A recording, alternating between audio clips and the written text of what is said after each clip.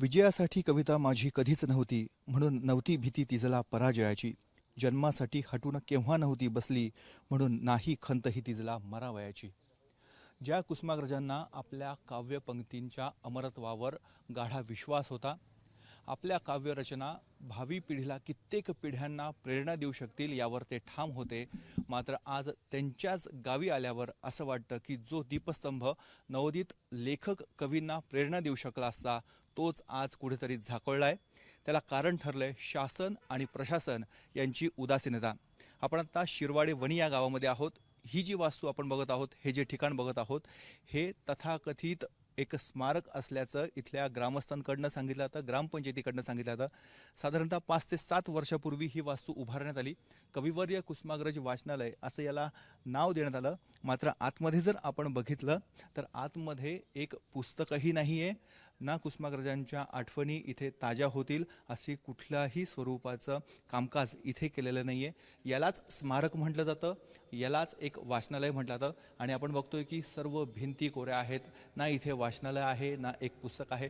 फक्त भिंतींवर कुठे कुसुमाग्रजांचं नाव दिलेलं आहे, कुठे नटसम्राट हे नाटकाचं नाव दिलं आहे, तर काही प्रिंट तात्यासाहेबांच्या कवितांच्या इथे लावलेल्या आहे. या पलीकडे या वास्तूमध्ये काहीच नाही आहे. आणि 5-7 वर्षापूर्वीची वास्तू, याची अवस्था जर आपण बघितली तर छत देखील हे गळायला लागलेलं आहे.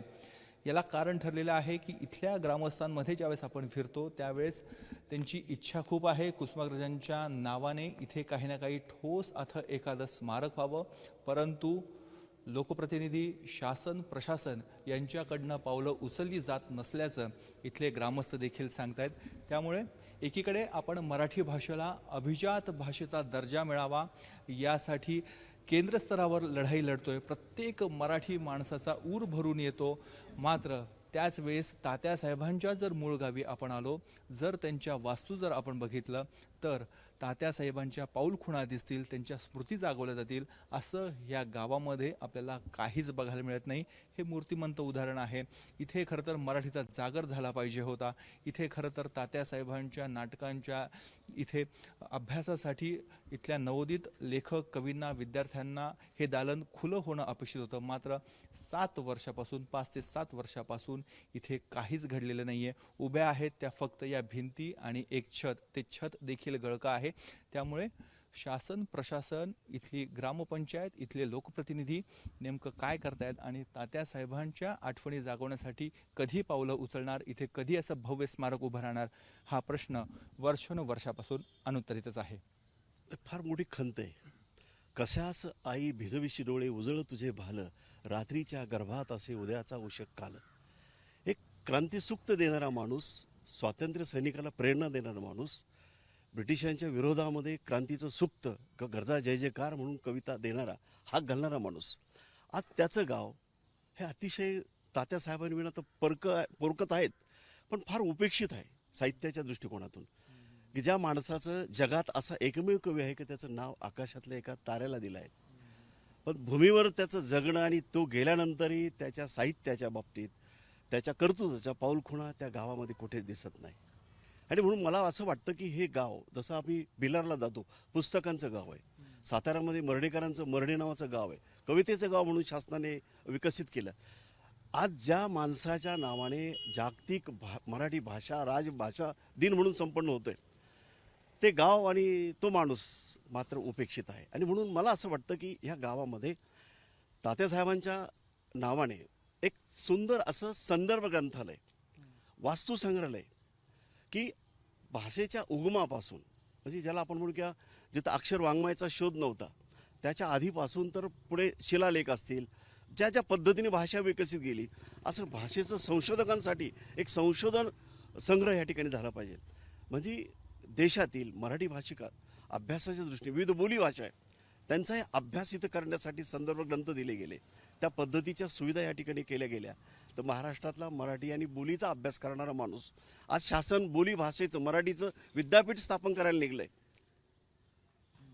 मला वाटतं हे आपण काहीतरी वेगळ्या पद्धतीने जातोय, पण ज्या माणसाने भाषेला एवढं योगदान दिलंय, साहित्यातून दिलं, कवितेतून दिलं, नाटकातून दिलं, ललित लेखामधून दिलं, आणि आज त्याचं गाव उपेक्षित आहे. हे एक तथाकथित वाचनालय स्मारक आहे. इथे आल्यावर तुम्हाला काय वाटतं? नाही स्मारक आहे हे हे फक्त आता नावापुरतं कोनशिला उद्घाटनापुरतं राज्यकर्त्यांनी जे काही दिलं असेल अनुदान वगैरे त्याच्या पलीकडे ह्या ठिकाणी काहीच नाही, वास्तव्यात काहीच नाही. मध्ये पुस्तकच नाही आहे. म्हणजे पुस्तकं देवाविना देवघर ज्याला रिकामा म्हणतो असं हे त्यांचं स्मारक आहे, त्यांचं जन्मगाव आहे, त्यांची पुण्यभूमी आहेत. पण आज त्या ठिकाणी साहित्याचा लवलेश नाही आणि म्हणून पुढे MPSC UPSC सारखे विद्यार्थी अभ्यासक संशोधक इथं येऊन 4 दिवस वास्तव्य करतील. इतकं ज्याला आपण काय म्हणूया परिपक्व आणि इतकं तंत्रज्ञानाने असेल अभ्यासक्रमाच्या पाठ्यपुस्तकाने असेल ते इतकं सुजलम सुफलम असं जर हे झालं तर खऱ्या अर्थाने भाषेचं गाव म्हणून आणि तात्यांचं स्मारक म्हणून लोक अभिमानाने या ठिकाणी येतील आणि भेटी देतील. नाही, खरं म्हणजे फारच वाईट वाटतं. 27 तारखेला इथं कवी संमेलन होतं आहे तात्यासाहेबांच्या गावामध्ये आणि त्या निमित्तानं जेव्हा इथले सरपंच आमचे मित्र शरदरावांनी आम्हाला निमंत्रण दिलं तेव्हा नाशिक जिल्ह्यातल्या सगळ्या साहित्यिकांमध्ये एक चर्चा झाली की जे गाव कुसुमाग्रजांचं ज्या माणसाच्या नावानं आज मराठी दिवस जागतिक मराठी दिन आपण साजरा करतो त्या गावामध्ये शासनानं विशेष असं काही केलेलं नाही. आमची इच्छा इतरांसारखं स्मारक व्हावं, कोणीतरी येऊन तिथं काही करावं, एखादे लाईट उभे राहावं, पुतळा उभं राहावं हे नाही. तर मग कुसुमाग्रजांचं जन्मदिवस आपण जर मराठी भाषा दिन म्हणून साजरा करतो तर मराठी भाषेचा सगळा इतिहास या गावात आल्यानंतर आपल्याला बघायला मिळायला पाहिजे.